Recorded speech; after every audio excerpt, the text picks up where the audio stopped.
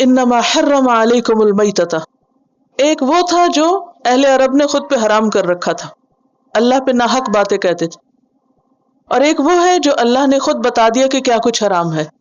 ہر چیز حلال ہے جب تک کہ اس کو حرام کہہ نہ دیا جائے، اور حرام کا اختیار کس کے پاس ہے؟ اللہ کے پاس۔ لہٰذا کوئی پیغمبر بھی اپنے لیے چیزوں کو خود نہیں حرام کر سکتا۔ اب چونکہ پچھلی آیت میں یہ کہا گیا تھا کہ طیبات حلال ہیں، طیبات کھاؤ پیو، تو پھر سوال یہ پیدا ہوا کہ اچھا کیا طیب نہیں ہے، کیا حلال نہیں ہے، کیا نہ کھائیں؟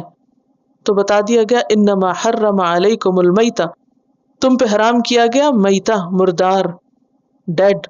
مردار کیا ہے؟ نمبر 1 جو خود مر گیا ہو، طبعی موت۔ نمبر 2 جو ذبح نہ کیا گیا ہو، کسی اور طریقے سے مرا ہو۔ ذبح کے علاوہ کسی بھی طریقے سے مرنا کیا ہے؟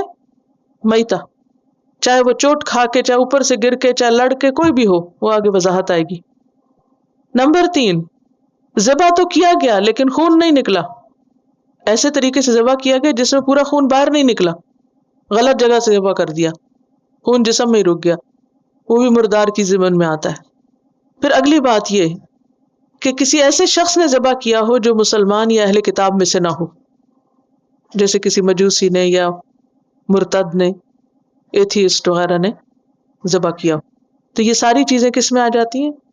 خواہ وہ ذبح بھی ہو لیکن وہ مردار ہی کی قسم ہوگا۔ اب اگر میں آپ سے امتحان میں پوچھوں تو جواب دے سکیں گے؟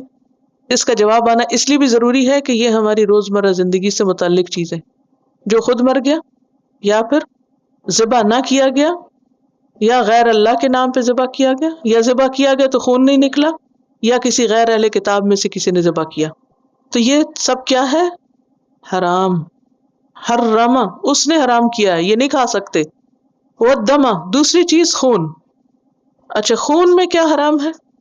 بہتا ہوا خون، جو جمع ہوا خون ہے وہ حرام نہیں، جیسے تلی اور کلیجی۔ حدیث ہے اس کے بارے میں، احلت لنا میتتان و دمانی، ہمارے لیے 2 مردار اور 2 خون حلال کیے گئے۔ فاما المیتتان فالحوت والجراد، جہاں تک 2 مرداروں کا تعلق ہے تو وہ ٹڈی اور مچھلی ہے۔ سمندر کا جو کھانا ہے، مچھلی آپ نکالیں تو مر جائے، اسے ذبح نہ بھی کرے تو حلال ہے، اور اسی طرح ٹڈی میں خون نہیں ہوتا، اس لیے وہ مری ہوئی بھی ہو تو حلال ہے۔ وَأَمَّا الدَّمَانِ، جہاں تک 2 خونوں کا تعلق ہے تو وہ جمع ہوئے خون ہے، الطحال والکبد، تلی اور کبد، کلیجی۔ یہ مسند احمد کی روایت ہے، تلی سپلین کو کہتے ہیں۔ تو بہتا خون حرام ہے۔ کون سا خون حرام ہے؟ بہتا، جمع ہوا نہیں، جو ذبح کرنے کے بعد، نکالنے کے بعد پھر بھی جو رہ جائے، ہڈی میں رہ جائے، رگوں میں رہ جائے، تلی کی شکل میں یا کلیجی کی شکل میں، وہ حلال ہے۔ یہ ایکسیپشنل چیز بھی ہمیں دین نہیں بتائی ہے۔ اور کیا حرام ہے؟ وَلَحْمَ الْخِنزِيرِ، خنزیر کا گوشت۔ اگرچہ خنزیر کی ساری چیزیں ہی حرام ہے، لیکن لحم کا کیوں ذکر کیا گیا؟ اس کو ذبح کرنے میں مطلوب کیا ہوتا ہے؟ گوشت۔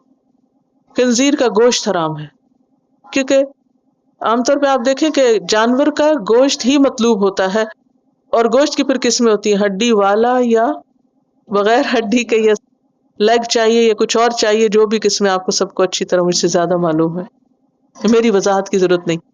لیکن یہ کسی نے نہیں کہا ہڈی خریدنی ہے اور گوشت والی ہڈی دے دے، کیا کہتے ہیں؟ ہڈی والا گوشت دے دیں، تو گوشت مانگا جاتا ہے نا، ہڈی تو نہیں مانگی جاتی۔ تو اس لیے کوئی یہ نہیں کہہ سکتا دیکھو قرآن میں خنزیر کا گوشت حرام ہے، ہڈی آپ بے شک یوز کر لو، یا اس کی سکن یوز کر لو، یا بال یوز کر لو، نہیں، چونکہ جو مطلوب ہے اس کا یہاں پر ذکر کیا گیا، باقی سب تابع ہیں اس کے، سب حرام ہے۔ اور خاص طور پہ تو پیچھے کھانے کی بات ہو رہی ہے، اس لیے یہاں پر لحم الخنزیر کی بات ہوئی، بالوں کھالوں کی یہاں ضرورت نہیں تھی اس کی وضاحت کی۔ یہ بات میں کیوں اتنی وضاحت سے کری؟ کیونکہ لوگ ایسی باتوں میں تعویلیں کرتے، دیکھو کہاں لکھا ہے کہ ہر چیز حرام ہے؟ قرآن میں تو لکھا ہے خنزیر کا گوشت حرام، یہ نہیں دیکھتے کس کانٹیکس میں بات آ رہی ہے، یہ کھانے کے کانٹیکس میں بات آ رہی ہے۔ اور اگر یہاں ایک لسٹ بنائے، دیکھو خنزیر کا گوشت بھی حرام ہے، ہڈی بھی حرام، بال بھی حرام ہے، کھال بھی حرام ہے، اس کے ناخن بھی حرام، فلاں، اٹ ڈزنٹ میک سینس۔ یہ اللہ کی کتاب ہے، یہ تمہاری کوئی ریسیپی بک تھوڑی ہے۔ وَلَحْمَ الْخِنزِيرِ، اور خنزیر کا گوشت بھی حرام ہے۔ إنما حرم عليكم الميتة والدم